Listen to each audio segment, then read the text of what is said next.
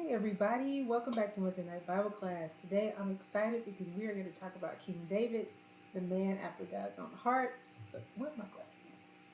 Let's jump right into this. Okay? So, what we're going to do is, this is going to be a two-part series because the man after God's own heart goes from 2 Samuel all the way through to the end of 2 Samuel. So that's like 24 chapters. Yeah, King David is all throughout the book of 2 Samuel, and examples of his heart towards God are all throughout the book of 2 Samuel. So we're going to have to do this in two parts, otherwise that's going to be too long of a video. So that's what we're going to do. Let's jump right in, folks. All right, so we'll start at 2 Samuel, King David's heart towards God. So the first thing that I notice about King David's heart towards God is his heart towards God's anointed. So let's jump back just a little bit to the end of 1 Samuel, where after King Saul has gone after David many times and tried to kill him, David had the opportunity to kill King Saul, but he would not. So we get to 1 Samuel and we learn that King Saul and his sons, except for one son, but King Saul and Jonathan have died in war. So this is, to me, this is the first instance that I see of, well, not the first instance. This is one of the first instances I see of King David's heart towards God. So after knowing that Saul was coming after him and after him and after him and tried to kill him, and he finds out Saul died in war, the way he finds out is one of the Amalekites that they were fighting comes to King David and tells him that King Saul is dead. And the reason that he knows that King Saul is dead is because King Saul asked this Amalekite to finish him off. So we remember Saul fell on his sword because he didn't want to die at the hands of the enemy, but that didn't finish him off. So he asked this Amalekite to finish him off, and the Amalekite did. So the Amalekite runs to David and he tells David that King Saul is dead, and I did it, long live King David kind of thing, right? So here's David's heart towards God. So David mourns for King Saul and Jonathan for a minute, and then he calls the Amalekite back to him. And he asked the Amalekite, how is it that you were not afraid to kill the Lord's anointed?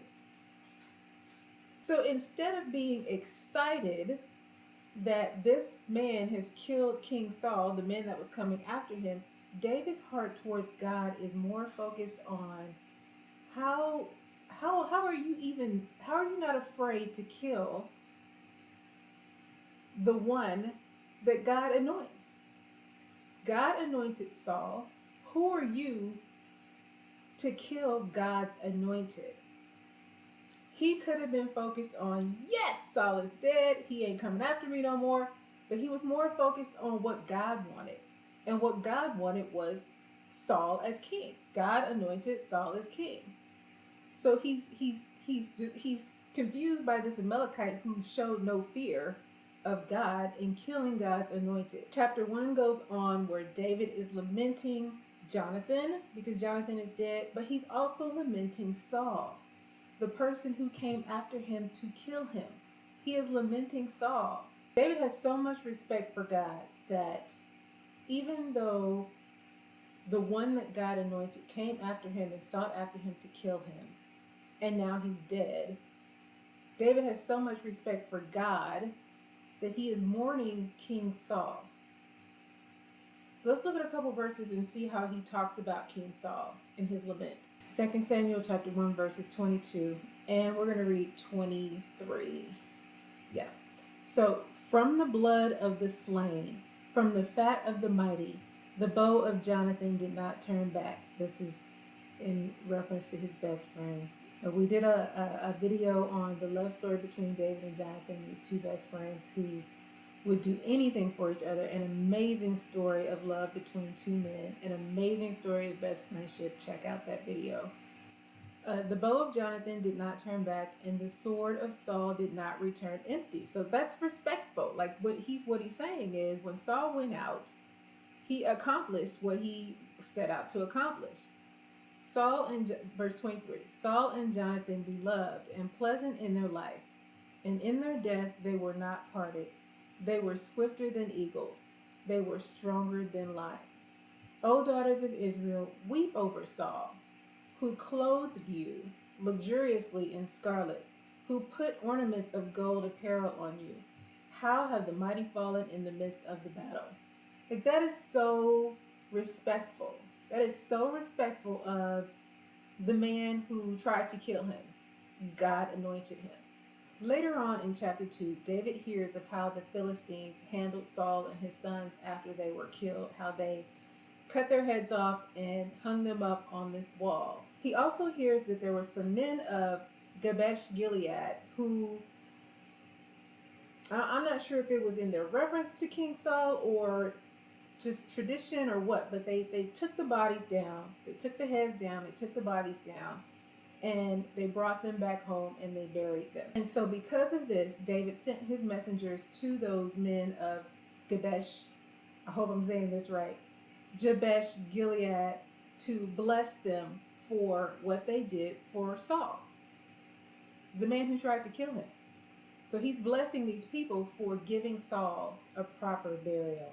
Also in chapter 2, we find that David is anointed king over Judah. At the same time, or in the same chapter, there's a man named Abner who is the son of Saul's army commander. So Saul's army commander's name was Ner. Ner's son was Abner. So Abner was still kind of loyal to the Saul family.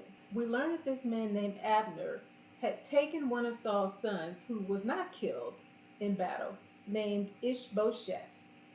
And he took Ishbosheth and anointed him king over a bunch of different territories, but northern Israel. Okay, so David is being anointed king in Judah. Abner is anointing Ishbosheth, Saul's son, over all of Israel. There ends up being a civil war between David and his men and Abner and Ishbosheth and the men of Israel. They strike each other down. Ultimately, King David wins this fight. After this fight, it goes on that David's house is getting stronger and stronger, and Saul's house is getting weaker and weaker. Now, what happens next is Ishbosheth, this king over Israel, who Abner has anointed king, confronts Abner and accuses him of sleeping with one of Saul's concubines.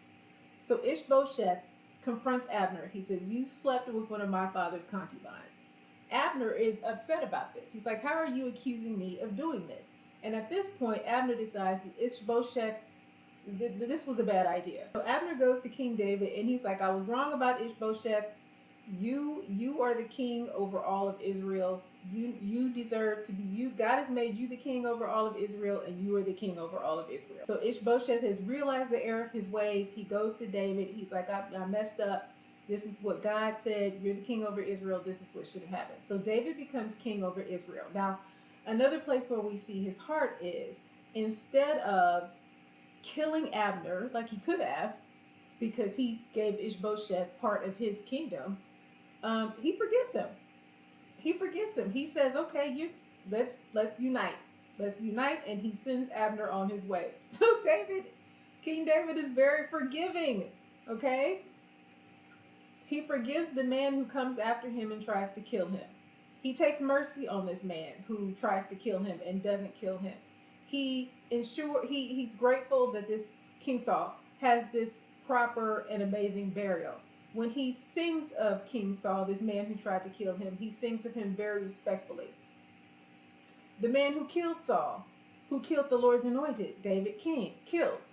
Abner, who turned against David and gave half of Israel to Ishbosheth, comes back realizing the error of his ways, and King David forgives him, and Israel unites, and then he sends Abner on his way. Like, this is the kind of heart that King David had. Okay, so then Ishbosheth is so weak and so afraid of Abner and, now King David, that he's just so weak. So two of his men end up killing him. And these two men run back to David and tell David, "We've killed Ishbosheth. The kingdom of Israel is yours." And here's David's heart. Ishbosheth did nothing wrong to you. He was anointed. He was righteous. And you killed this righteous man. so now you get to be killed. Now, the killing for killing is something that we are going to have to realize is ancient. This is what they did in ancient times. This is not something that we would do in modern times. We have laws, rules, regulations against, you kill somebody, I get to go kill somebody back, and vengeance. We have laws against that kind of stuff. And we are in modern times now. In ancient times, eyes for eyes. So King David killing these men for killing someone who was righteous that wasn't a thing back then. That wasn't a thing back then. So let's try to look at it and see it through those ancient eyes, okay? I want to pause and look at a verse in 2 Samuel chapter 5 verse 19, because I love how King David inquires of the Lord often before he does things, and this is just an example of when he does that. So they were at war with the Philistines, and this is in 2 Samuel 5 verse 19. Then David inquired of the Lord, saying, shall I go up against the Philistines? Will you give them into my hand? And the Lord said to David, go up, for I will certainly give the Philistines into your hand. When you read 2 Samuel, or you read about King David, you'll find him inquiring of the Lord quite often before he does things. And I think that is an amazing example of how we should be living today. Let's inquire of the Lord before we do things, okay? And also King David also gave the Lord praise whenever he would deliver him in a battle or something like that. Verse 20, so David came to Baal Perazim and defeated them there, and he said, the Lord has broken through my enemies before me like the breakthrough of water. Therefore he named that place Baal Perazim. So inquire of the Lord before we do things, and then when God delivers us or gives us these things that we inquire about, give him praise. Recognize him for what he's doing. More of David's heart towards God. Now, here's something that kind of threw me off a little bit, but I am so happy to see this here because it shows the relationship that David had with God, and it shows David's humanness. It shows his humility. It shows his reverence. It shows his realness. So let's go to 2 Samuel chapter 6. In 2 Samuel chapter 6, David wanted to move the ark from where it was to where he was. So there were two men that were carrying the poles of the ark, and this is part of the ark that they could actually touch. One's name was Ahio, and the other's name was Uzzah. So as they were moving the ark, Uzzah was behind the ark, Ahio was in front of the ark. As they were moving the ark, some of the oxen almost ran into it or something like that, and almost knocked the ark over, and Uzzah went to grab it and keep it from falling over. And you're not supposed to touch the ark. No, you're not supposed to touch the ark.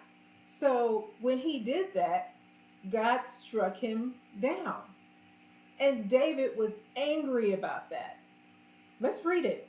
2 Samuel 6:6. But when they came to the threshing floor of Nacon, Uzzah reached out toward the ark of God and took hold of it, for the oxen nearly upset it. And the anger of the Lord burned against Uzzah, and God struck him down there for his irreverence. Irreverence. If God says don't touch the ark, don't touch the ark. If it's about to fall, just let it fall. Just let it fall. If he says don't touch the ark, do not touch the ark, okay? I would have just let it fall. And he died there by the ark of God. Verse 8. David became angry because of the Lord's outburst against Uzzah, and that place is called Perez Uzzah to this day. So haven't you ever been, listen, we can get angry at the decisions that God makes, okay? This shows me that whenever God has made a decision that I was not appreciating, and it made me mad, that I was okay with it. I was okay in being upset. It doesn't mean that you can go and hate God or curse God or blaspheme God or anything like that. But you don't have to like all of his decisions. You don't have to like all of his decisions. You can still worship him, follow him, know that his decisions are for your good, okay? So in the next verse, this is David is angry at God, but this is also David's reverence towards God. So David was afraid of the Lord that day. Yeah. And he said, how can the ark of the Lord come to me? So in other words, like to me, the Bible is funny. It's fun and it's funny. I enjoy these biblical stories. It's so when you take it in and when you soak it in, it's like it's realistic. So David is like, so Uzzah, the ark is about to fall. Uzzah reaches out to grab it to stop it from falling, which is a normal human response. God strikes him down because you're not supposed to touch the ark. And so David is mad because like, God, really, really. But now David doesn't want the ark around him because what if, what if I accidentally touch it or whatever? So he doesn't want the ark near him. He ends up sending the ark to a different city. Later on, after that city is blessed by God for the ark being there, later on David brings the ark to where he is. But in the meantime, he was a little nervous about that, and I get that. So we move on through chapter 6. When he finally brings the ark to where he is, he's excited about it. And listen to how excited he was about it. He's bringing it into the city of David, verse 13. And so it was that when the bearers of the ark of the Lord had gone 6 paces, he sacrificed an ox and a fatling. Okay, now check, this is hilarious to me. And David was dancing before the Lord with all his might. And David was wearing a linen ephod. What in the world does that look like? What in the world does that look like, David dancing before the Lord with all his might? Like, can you imagine that? David dancing before the Lord with all his might? What does that look like? I will dance like David.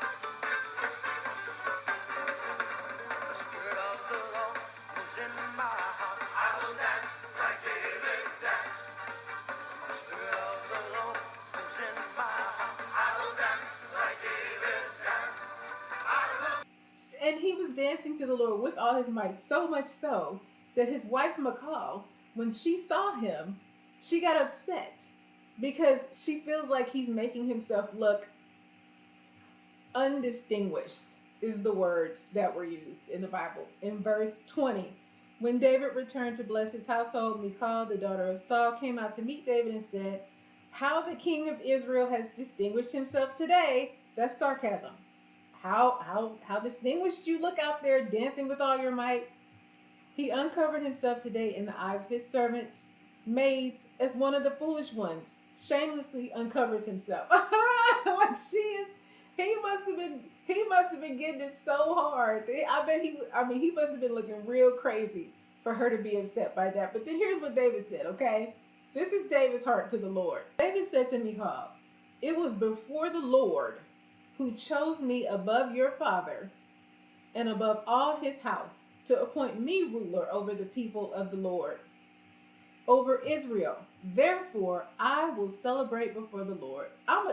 David, get it. Get out there in them streets and get it and celebrate before the Lord, okay? Like with all of your might. I can't imagine what that would have looked like. Okay, let's calm down. That is so funny to me, but let me bring it down. In chapter 7, David's heart towards God has realized that he has this amazingly beautiful, expensive, made of this amazing great wood house that he's living in, him and his family. And the ark of God is sitting in a tent. So David is like, that's not right. I need to build God a house. I need to build God his house. Chapter 7, verse 1. Now it came about when the king lived in his house, and the Lord had given him rest on every side from all of his enemies, that the king said to Nathan the prophet, "See now, I dwell in a house of cedar," which was like, but the ark of God dwells within tent curtains. Okay? Like, can you, like, after everything that God has done for King David, he's got this amazing house, and the house of God is like a tent? So his heart towards God wanted to build God his own house, and he probably planned on making it amazing. But God did not let him. God was like, did I ask you to make me a house? No, no. But because of your heart, I am going to establish because of your heart, I am going to establish your house in your generations. And someone from your generation, from your generations, will build my house. Like, don't even worry about it. Like, I know how you feel about me, and I know you want to do this thing for me. But don't. I didn't ask you to do that. I'm going to build your house. And someone from your lineage will build my house. That's one of the most amazing stories. That's one of the most amazing stories of relationship with God to me. That is just so. King David is so humbled that he goes in and prays this prayer to God, which is in 2 Samuel chapter 7. It starts at verse 18. It goes all the way through verse 29. I'm not going to read all that. Please go read that. Please go read that. It is full of love. It is full of humility. It is full of reverence. I'll start with 18. Then David the king went in and sat before the Lord, and he said, Who am I? Who am I, O Lord God? And what is my house that you have brought me this far? Who am I, and what is my house that you have brought me this far? Such humility, such reverence. And he ends with, so sometimes and I have a habit of this, when somebody wants to do something for me, I'm like, no, let me do something for you. Sometimes it's hard for us to accept people doing things for us. We need to get over that. I need to get over that. We need to get over that. So David ends his prayer with this that helps me. Now therefore, may it please you to bless the house of your servant, that it may continue forever before you. For you, O Lord God, have spoken, and with your blessing, may the house of your servant be blessed forever. That gives me goosebumps, chills, like everything. That just the relationship is just so amazing. Like, it's just so amazing. So we're going to go up to chapter 11, which is where David commits his great sin. So there are many battles going on through chapter 8 and chapter 9. There are many battles which God is with David, and he's winning all these battles and all these wars. And what David does with his heart towards God is the spoils from these battles, he is taking that and dedicating it all to the Lord. So he's not like keeping any other stuff for himself. He's taking all this stuff and he's dedicating it to the Lord. In chapter 9, we find King David looking for any remnant of the house of Jonathan, his best friend. And who he finds is Jonathan's son named Mephibosheth.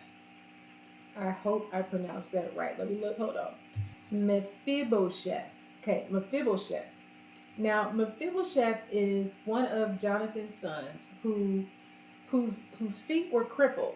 There was a war and they were being slaughtered, and Mephibosheth's nurse swooped him up and tried to get him out of harm's way, and she dropped him on the way doing that, and that's how his feet were crippled, and so he was lame. So David is looking for someone in Jonathan's house, just anyone in Jonathan's house, because he wants to bless Jonathan's house, his best friend who died in battle. So he finds Mephibosheth, and after he found him, he gave Mephibosheth a place at his table. Now, back in the day, dining with the king was a huge deal, okay? So Mephibosheth gets this place at David's table. He gets to come and eat with the king regularly. The Bible says, as if he was one of David's own sons. That's amazing. That's how you do a best friend. That is how you do a best friend, okay? You take care of your best friend's family if they can't take care of that family. That is how you do a best friend. Here's a side note. Before we get to chapter 11, where David's great sin was, here's a side note that I thought was kind of strange and kind of funny. And y'all know I like funny stuff. In chapter 10, the king of the Ammonites died, and his son took his place. So David went to show his kindness to the son. The son's name was Hanun. Now the princess of Hanun thought that David was being shady and thought that he was coming, like sending his messengers to spy out the place, right? That's what he thought that they were doing. And so Hanun listened to these people. David's coming to spy me out. When in fact David was coming to show kindness because his father had died. So here's, this is what's funny. Verse 4. So Hanun took David's servants and shaved off half of their beards and cut off their garments in the middle as far as their hips and sent them away. Wait a minute. When it was told to David, he sent to meet them, for the men were greatly humiliated. Humiliated from what? And the king said, stay at Jericho until your beards grow and then return. So they're humiliated because their beards were chopped in half? Like, I don't know the historical context of beardship and what that meant to them back in the day. But apparently that meant something. So much so that they didn't even want to go back home until their beards grew back. That's hilarious. So that's going to be the end of part 1 of The Man After God's Own Heart, King David. When we get to chapter 11, 2 Samuel chapter 11 and 12, it goes into David's great sin, the sin that David committed against Uriah and his wife Bathsheba. Nathan the prophet comes to David and calls him out, all that good stuff. We're going to skip that because that's not what we're focused on right now, but we know that happened. What we're going to do is, in part 2, we're going to look at how he maintained that amazing heart towards the Lord even after this great sin. So I hope that you will come back for part 2. If you have any questions about part 1, leave them in the comments. Please like and subscribe to the channel and help us grow. I really appreciate you guys for coming, and I'll see you back at part 2.